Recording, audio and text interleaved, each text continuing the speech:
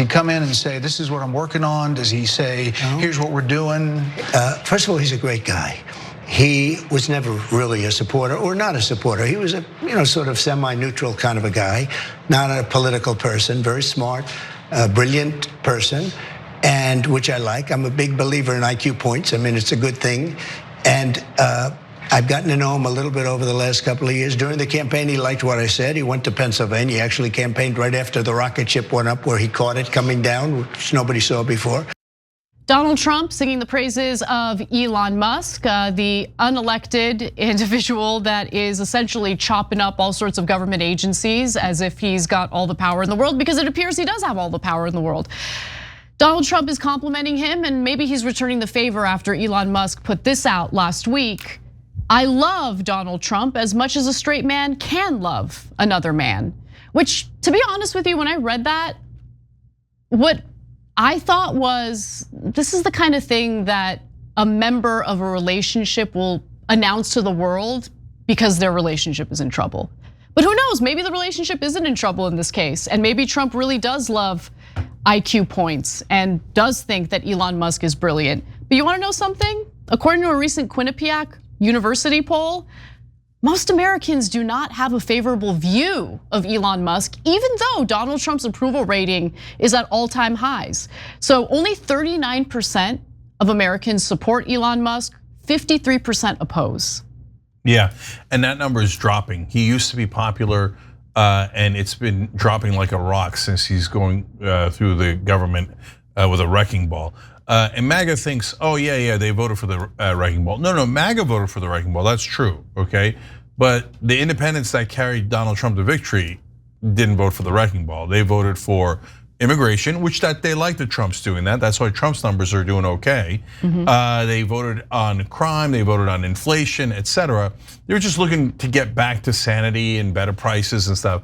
They didn't ask you to end all of our funding for churches that are helping the poor and the needy and the sick throughout the world.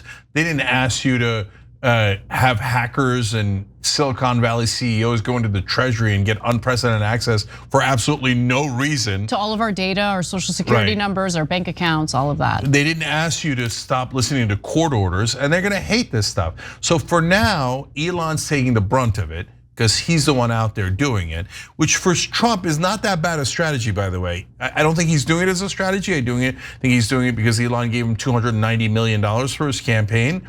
But if that strategy is going to work, at some point he has to dump Elon when he's supernova toxic, which is exactly where he's headed. And so again, it's not just our theory or our opinion. The polling backs it up.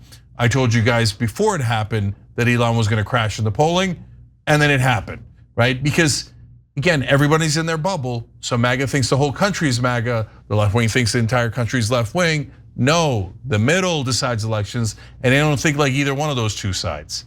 So $290 million bought him the ability to go and do this thing.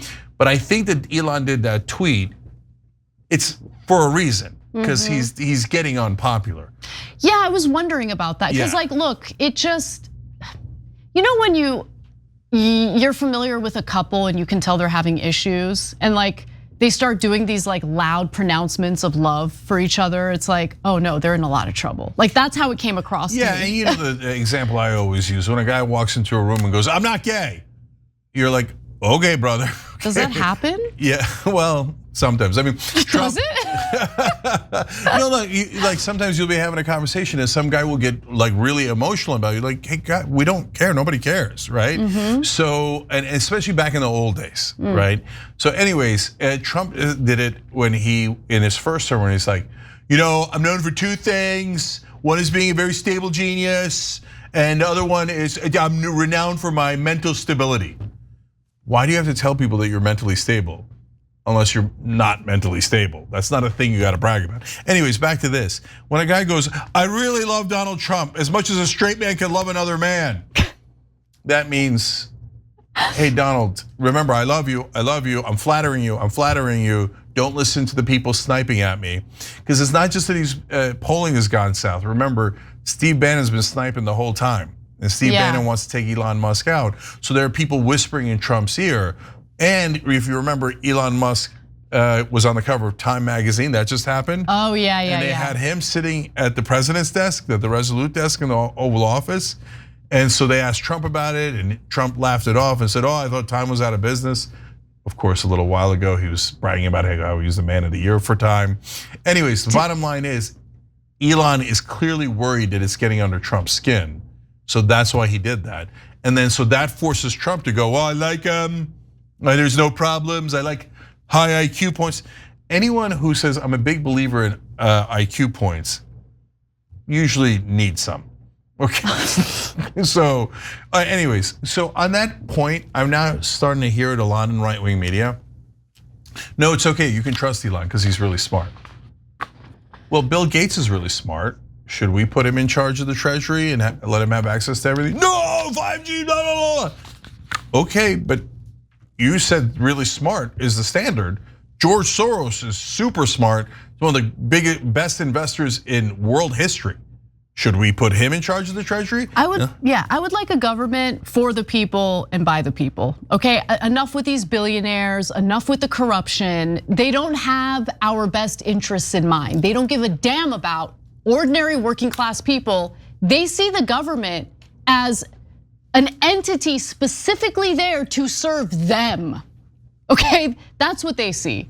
And so unless every ordinary American, regardless of their political persuasion, wakes up and realizes that, we are okay? There are no billionaires on the left or the right who are donating all this money out of the kindness of their own hearts because they're looking out for us. They're looking out for themselves, period. And we did that story earlier in the show about how some Silicon Valley donors were complaining to Hakeem Jeffries. They're like, oh, the other Silicon Valley CEOs went with Donald Trump and now they're getting everything they want and we're not.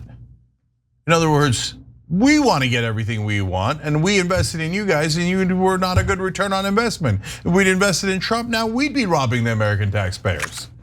Wow, you guys sound really magnanimous. Did it ever occur to you, if you're in the right wing, that somebody could be really smart, but not working on your behalf? They could use that intelligence to work on their own behalf. And that's very dangerous. Yes. As my dad would say, okay. And here we are at very dangerous. Thanks for watching the Young Turks, really appreciate it. Another way to show support is through YouTube memberships. You'll get to interact with us more. There's live chat emojis, badges. You've got emojis of me, Anna, John, JR. So those are super fun. But you also get playback of our exclusive member-only shows and specials right after they air. So all of that, all you gotta do is click that join button right underneath the video. Thank you.